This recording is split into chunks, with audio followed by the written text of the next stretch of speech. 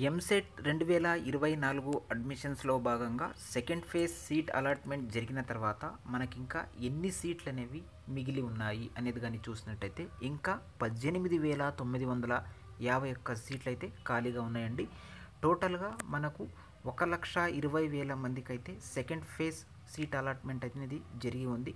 టోటల్గా 1,39,254 సీట్లు ఉండగా 1,20,303 సీట్లు అయితే సెకండ్ ఫేజ్ సీట్ అలాట్మెంట్లో జరిగి ఉంది.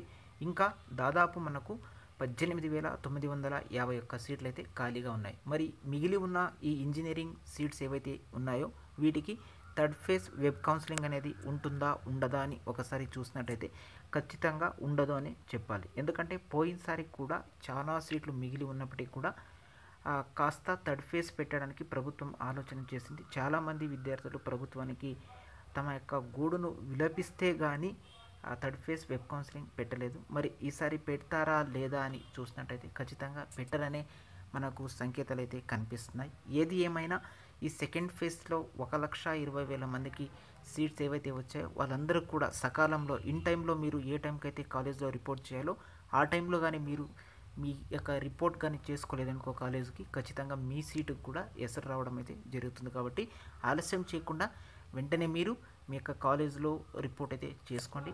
మరి థర్డ్ ఫేజ్ ఉంటుందా ఉండదా అనేది ప్రభుత్వం యొక్క విధి విధానాలపై అయితే ఆధారపడి ఉంటుంది. 18,951 సీట్లు అయితే మనకు అందుబాటులో అయితే ఉన్నట్టు